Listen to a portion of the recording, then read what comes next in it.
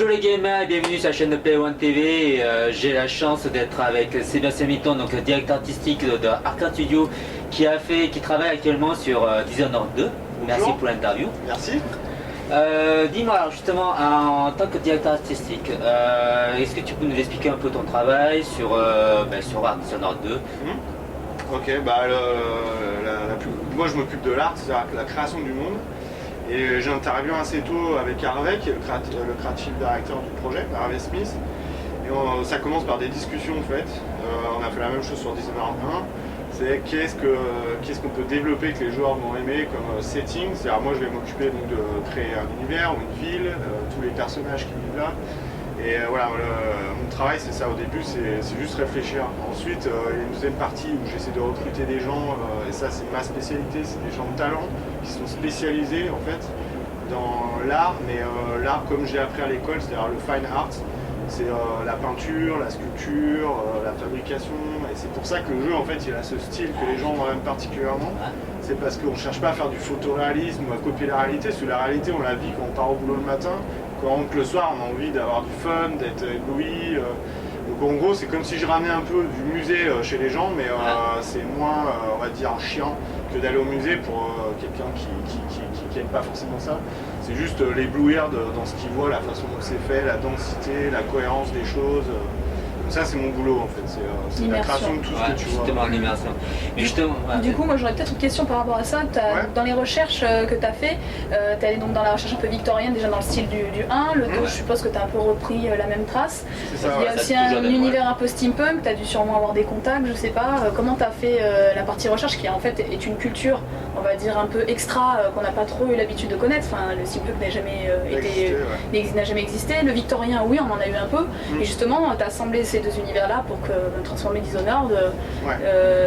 Comment, enfin l'idée t'est venue aussi parce que je suppose que c'est toi qui étais à la charge du choix. Dans Dishonored 1, ce qui s'est passé, c'est que ce qui a fait que c'est un peu steampunk, c'est parce que c'est l'ère victorienne et que le steampunk, on va dire dans les origines, il y a plein de branches du steampunk. C'est la source quoi. Moi j'appelle pas ça steampunk, c'est les gens qui aiment bien dire ça fait steampunk, mais je leur rappelle que je vois pas de sous-marin avec plein de rivets, enfin les codes du steampunk sont pas vraiment là. Mais en fait ce qui se passe c'est que c'est une période de temps qui n'existe pas, Dishonored, c'est pas notre monde. Et on dit que nous, dans notre calendrier Dishonored, qu'on est en 1850, et moi mes références elles commencent au 17e, 18e et elles finissent au début du 20e. Et en fait, c'est ce clash entre les deux périodes qui crée un truc bizarre au milieu, avec une technologie, nous on disait rétro-futur, c'est-à-dire qu'il y a des mécanismes, etc., mais c'est pas trop. Mais tout à fait, il n'y a pas le système de vapeur en fait, c'est surtout ça, moi qui m'étonnait que les gens parlaient du steampunk, on n'a pas la vapeur. Voilà, et alors que c'est exclusivement de la vapeur. Les gens ils aiment bien ranger les choses dans des tiroirs, dans des catégories, et là en fait on a créé une chose, et moi j'appelle ça néo-victorien, pour dire c'est pas classique victorien, c'est voilà, il y a des mécanismes parce qu'on fait un jeu, donc au début Dishonored 1 c'était 1666, le Great Fire in London, et puis la peste. Et puis je disais à Raphaël Colantonio, qui est le boss d'Arkane, et puis Harvey Smith, je leur disais, je pense qu'on va un petit peu s'emmerder quoi. Si c'est trop classique, ça va être un jeu de KPDP. Et du coup je poussais, et ils disaient non mais toi t'aimes trop la sci-fi. Je dis non mais je veux pas faire de la science-fiction, je veux juste amener des éléments. Donc j'avais parlé d'une Watchtower à un moment, où les gens peuvent observer, tu peux développer l'oppression. Tout ce qui est mécanique, véhicule, les gens ils adorent ça, en général c'est des objets, un homme il aime les voitures, là c'est autre chose, mais c'est fabriqué à la main, c'est développé, tout est... en plus dans Dishonored 2 tout est plus poussé, quoi. Tous les mécanismes fonctionnent, on va dire un peu l'air invention Jules Verne peut-être un petit Exactement, peu. Exactement, Jules Verne c'est steampunk on va dire. Enfin pas vraiment parce qu'il n'utilise pas trop de la vapeur, c'est vrai que c'est très mécanique, on a ces petits rouages toujours. Et les gens qui eux me disaient, pareil il y a des fans, ils disaient non mais attendez c'est pas du steampunk, alors il y a les pros du steampunk, ils disaient non c'en est pas, alors il y en a ils rigolaient, ils disaient c'est du whale oil punk, c'est l'huile de baleine punk. Non mais non, c'est un truc vraiment à part ça c'est un style voilà, qui a émergé tout seul quoi. Et justement donc pour le Dishonored 2, donc c'est à la suite, donc 15 ans après du 1, donc ça se passe toujours dans celui de Dunwall. Est-ce que vous allez apporter des nouveautés justement au niveau artistique, au niveau par rapport à la ville de Dunwall, par rapport au premier? Dunwall, nous dans la plupart de l'expérience du jeu se situe à Karnaca, qui a une ville sur l'île de Sarkonos. Mais Dunwall, on commence le jeu à Dunwall et on finit à Dunwall. Ce qui change, Et ça c'était assez intéressant, c'est par exemple dans Dishonored 1, on a la Dunwall Tower, là où il y a le régime. C'est là où on commence dans Dishonored 2. On commence, l'impératrice se fait tuer dans Dishonored 1, donc voilà, c'est un régime. Ensuite, il y a le Lord Regent qui prend le pouvoir, et là il commence à transformer la tour, à se protéger, parce que c'est un peu presque comme un régime nazi, donc il se protège en même temps, il fait fabriquer des objets qui sont létaux, qui tuent les gens. Donc on a les arcs pylon, on a les wall of light, bref, tout un tas de mécaniques. Et là, on revenait sur cette tour, et du coup, quand vous verrez à l'extérieur, il y aura des traces du régent, en fait. Ils ont démonté, donc en fait, tout s'empile historiquement, et je voulais pas refaire une tour toute belle, en fait. C'était un mix, elle est romantique, mais ils ont enlevé, on voit les couleurs de rouille. Ouais, voilà. Mais Voilà, parce qu'on avance, donc c'est 15 ans après, ils ont enlevé les systèmes, ils ont enlevé les bloqueurs de rue. D'accord. Donc on va pas visiter tout Dunwall, mais vous verrez, parce que je peux pas spoiler tout le jeu. Et effectivement, ouais, c'était intéressant de revenir à Dunwall et de dire bon, bah, alors comment ils peuvent vivre maintenant ici, qu'est-ce qui se passe, où se situe Emily, et juste trouver la chambre d'Emily, où on la mettrait par rapport à Dishonored 1. Sachant que la pression qu'on a, c'est que les gens ils le connaissent presque mieux que nous, parce qu'ils y jouent.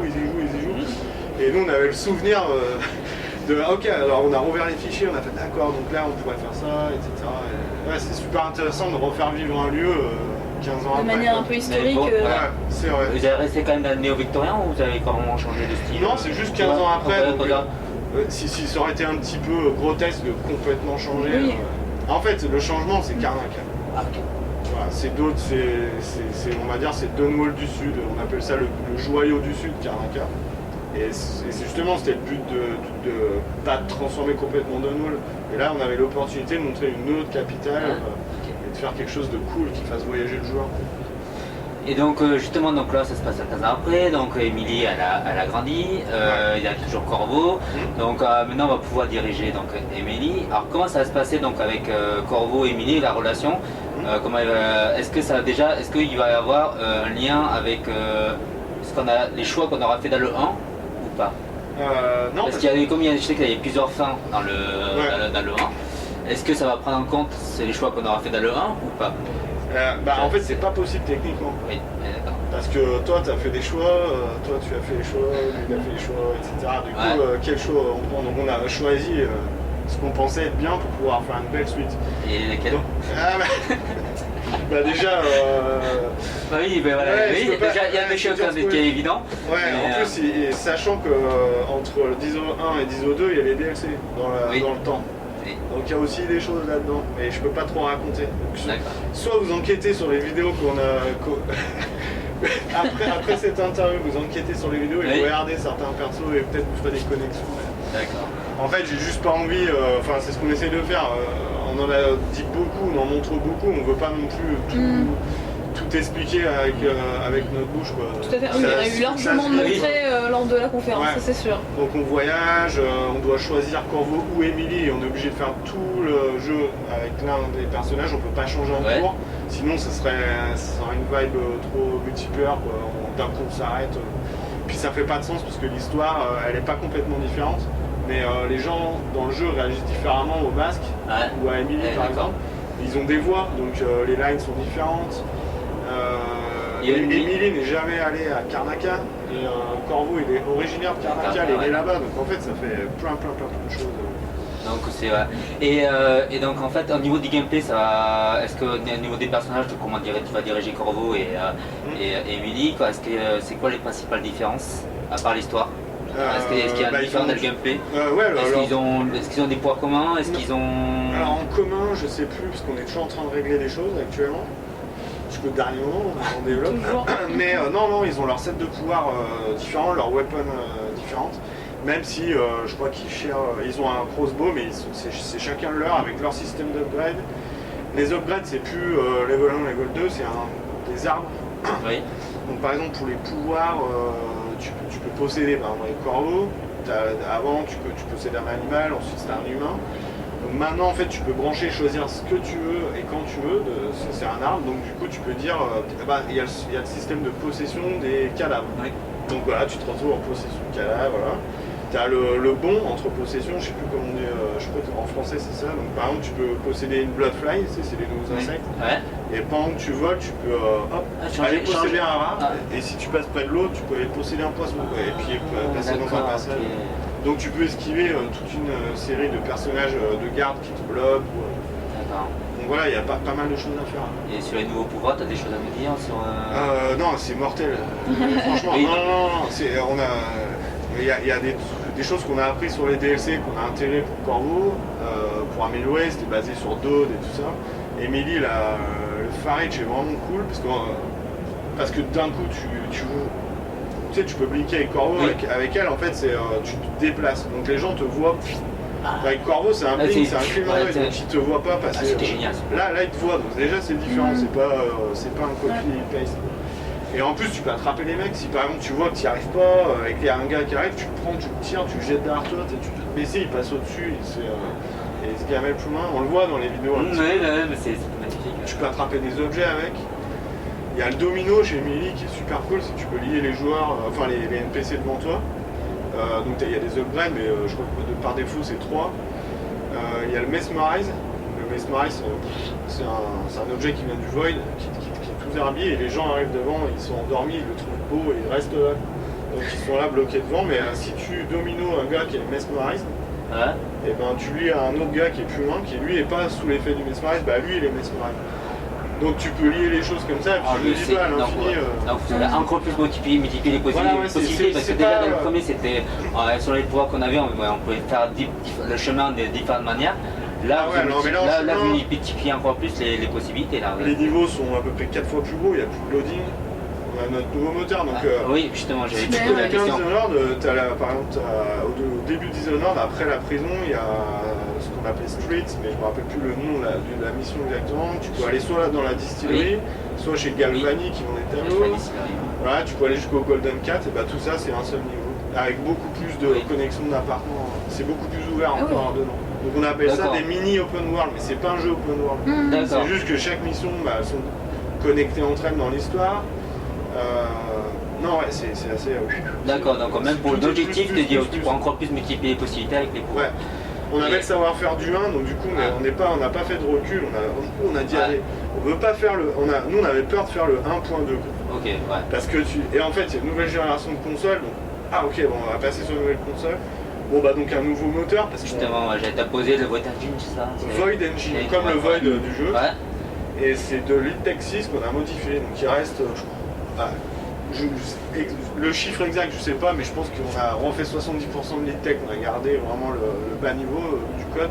On a refait tous nos tools, donc on a une équipe de programmeurs qui est énorme maintenant.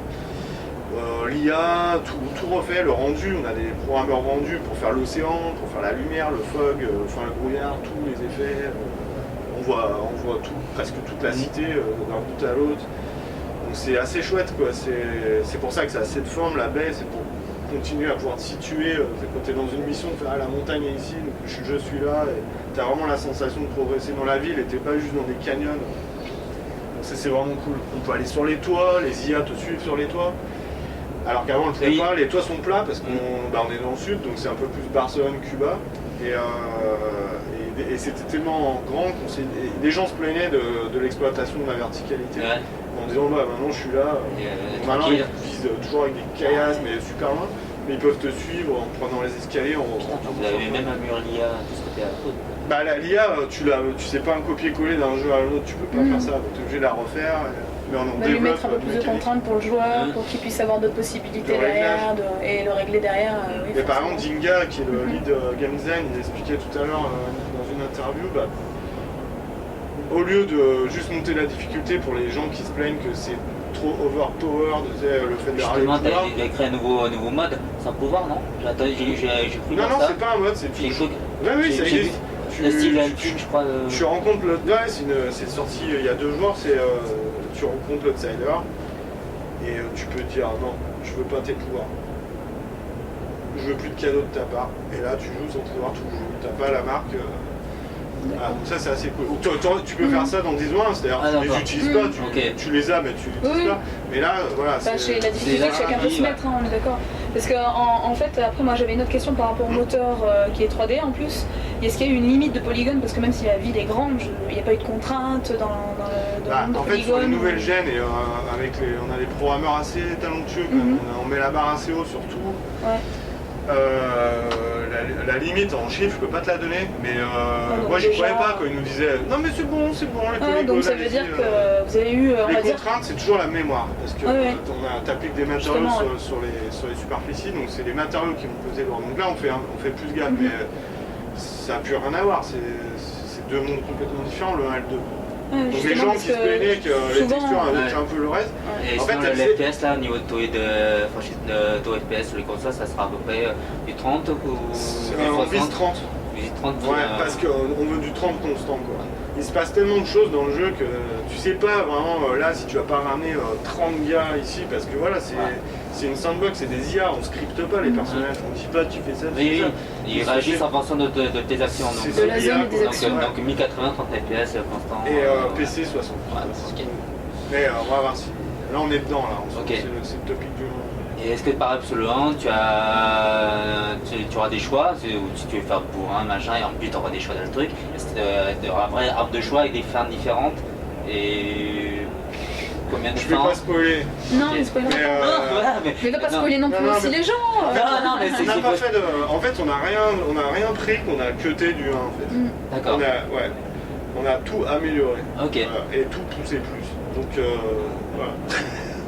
Non mais c'est Il bien, y en déjà, aura, que vous ayez- c'est c'est déjà bien que vous n'ayez pas eu de limitation au niveau des réalisations 3D ou autre en disant non, il faut faire un détail comme ça. Il y a franchement, toujours un c'est- cadre, hein. Tu peux Hum. pas faire n'importe quoi. Mais, Oui, mais ça, on va dire dans la possibilité dont vous avez besoin de faire, on vous a pas trop limité au final. Non.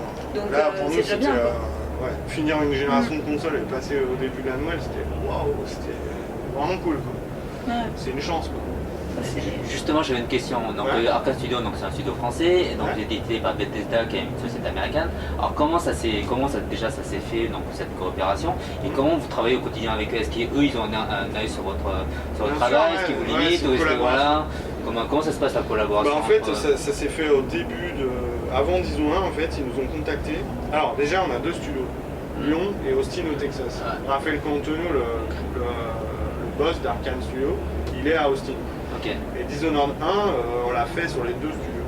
Voilà. On était 60 à Lyon et ils étaient 20 à Austin, donc on était 80 ensemble. En fait, Bethesda nous est venu nous voir en 2009, quelque chose comme ça, 2008-2009, parce qu'ils voulaient bosser avec nous, parce qu'on est spécialiste du combat à la première personne. Et puis ils adorent ce qu'on veut faire dans les jeux, quoi. La liberté qu'on laisse aux joueurs, parce qu'on est des vrais gamers, on veut jouer, on veut pas cliquer sur un bouton et puis défiler la 3D. Donc ils sont venus pour ça, ils avaient deux IP, vraiment balèzes. Et la première s'est tombée, la deuxième s'est tombée, et il leur restait une idée qu'ils avaient, un des producteurs ici Il y a avait. des sur les IP qui sont tombés? Ouais, je peux pas le Je dire. peux pas t'en parler si jamais on ressort derrière. Il est soigné Non, là. moi je suis désolé, mais j'en profite Ouais, pour non, poser mais des t'as raison, questions. non, Ouais, c'est mais- une basée sur un film et une autre basée sur un jeu assez mythique. Et, voilà. Et puis bon, bah, en même temps, j'étais là, la pression que j'avais sur ces deux IP, je préfère avoir un bébé personnel à faire. Ah, Et donc l'idée c'était de faire un jeu d'assassin dans le Japon médiéval. Voilà, c'est ce que je disais dans Dison 1, ça a commencé comme ça, je mettais le drapeau japonais. Mais nous, c'est pas notre culture Japon. Enfin, on le voit que de l'extérieur, donc j'avais peur que ce soit un peu, on dit cheesy C'est- américain, un peu, tu vois. très cliché et Ouais, pas. bien cliché. Et on s'est dit à Londres, il n'y a pas beaucoup de jeux, de films qui sont basés sur Londres. Et pourtant, les Américains, bah, ils connaissent bien Londres, parce qu'il y a aussi une question de marché, quoi. Les US, c'est 50% du marché, après c'est en Europe, l'Australie, un petit peu, etc. Donc du coup, on s'est dit, bah, ça peut faire une formule gagnante. Et on s'est basé sur Londres, et, comme je vous ai expliqué, la Blade, tout ça, puis après on a amené la technologie, puis D'accord. et voilà. Et avec Bethesda, ça se passe super bien parce que justement, c'est eux qui sont venus nous chercher, ils croient vraiment en ce qu'on fait. Et le catalogue de Bethesda, si tu vois les studios, c'est que des studios un peu spécialisés, quoi. id, tu sais, c'est des des inventaires de software, first ouais, personne. Bethesda, avec Skyrim, Fallout et leur style RPG. Shinji Mikami, Mais il Django. est ouais. Ouais. Donc Ah, c'est, du coup, lui c'est ouais. horreur. Donc en fait ils ont un catalogue qui est assez précis, tu vois, puis on veut pas faire du game de je sais pas quoi, tout. Ils veulent Mais pas je tout comprends faire. mieux quoi. la mentalité du coup maintenant de C'est plus Bethesda. familial. Quoi. Parce que autant jouer à Skyrim ou qui sont des jeux, bon effectivement ils sont grandioses pour la plupart des Ouais. joueurs, mais quand on est un peu joueur qui est moment les grands. Couple minutes, yeah. Alright. Ok, Last alors, question, yeah? last question. Yeah, ok. just last cool. question. Ok, cool. Et quand on voit qu'en fait on a beaucoup de possibilités dans Skyrim, on a limite très peu de contraintes, et quand on arrive face à des gardes qui sont limite plus puissants que nous alors qu'on peut descendre un dragon alors qu'ils ont bataille, on se dit mais il est où le calibrage? Alors je comprenais pas trop là où ils voulaient en venir, enfin je trouvais ça dommage Je pour un pense que ouais, RPG. ouais, Et maintenant que tu m'expliques ça, c'est vrai que là maintenant je comprends un peu plus leurs possibilités. Ils te disent à toi de faire ce que tu as envie, parce que c'est vrai qu'on disait si on veut être un meilleur archer, on peut être tout en fait. Alors on peut être un très bon archer, mais on peut être très bon aussi en magie. Alors qu'on se dit dans les RPG généralement on est bon dans un domaine et l'autre un tout petit peu. Maintenant je comprends alors la mentalité qu'il y a. C'est à nous de le jouer et le jouer comme on veut en fait au final. Exactement. Donc ouais, Mal. maintenant je comprends. Alors après, ouais, voilà. Non mais je comprends mieux. Bon, maintenant, il faut que je te pose la dernière question, puisque voilà, là, ça va être la fin de l'interview. Justement, est-ce que tu aurais juste un dernier mot à dire justement aux joueurs français, aux fans qui vont regarder l'interview, pour leur donner envie donc de jouer à Dishonored 2 et voilà, si tu as juste un Parce que dernier déjà mot. il y en a beaucoup. Voilà, ouais, donc moi, c'est Ouais, c'est ça- fait. Mais est-ce que tu as juste un dernier mot à leur dire aux j'espère fans que- qui te regardent, j'espère qui aiment en fait. J'espère qu'ils vont avoir autant de plaisir que nous on a à faire le jeu, parce qu'on est vraiment des passionnés, quoi. Je crois que c'est ça que les gens aiment. Quand ceux qui nous connaissent pas, ils voient le jeu, ils sentent quelque chose, ils se disent tiens mais c'est spécial. Et voilà, ouais, on bosse un peu comme une famille, une bande de potes qui a grossi, quoi, parce qu'on en est plus, mais on est vraiment à fond dans ce qu'on fait, quoi. On n'est pas là juste pour avoir un salaire ou quoi que ce soit. On est vraiment des passionnés de jeux, on est des passionnés de faire des jeux. On a la chance de les faire, quoi. On a l'opportunité. Moi, ça fait des années et là, ouais, franchement, je m'éclate. J'ai hâte de continuer, de faire autre chose et de le montrer. Et le but, c'est ça, ouais, c'est de donner du plaisir, c'est de l'entertainment, quoi. On n'est pas là pour s'emmerder. C'est le plaisir de la Là, création. voilà. Ouais, tu crées, les Ouais. gens, ils s'éclatent. C'est cool, quoi. Et vous avez réussi avec le 1, donc en espérant que là le 2. Ouais, bah, t'inquiète. Non mais franchement depuis le début c'est bon. Donc C'est pour cool. rappel, il sort le 11 novembre 2016. 2016 à la fin de l'année. faut Donc patienter encore voilà, un petit 4 peu. mois à peu près. On est là, on fignole, on débug et hop, on vous l'envoie. Ok, ouais, moi j'ai déjà préco donc voilà, C'est cool. Bon, en tout Merci cas, beaucoup. merci en tout cas pour cette interview. Ouais, ça marche. Et merci, bonne Et bon continuation. courage pour la suite, hein.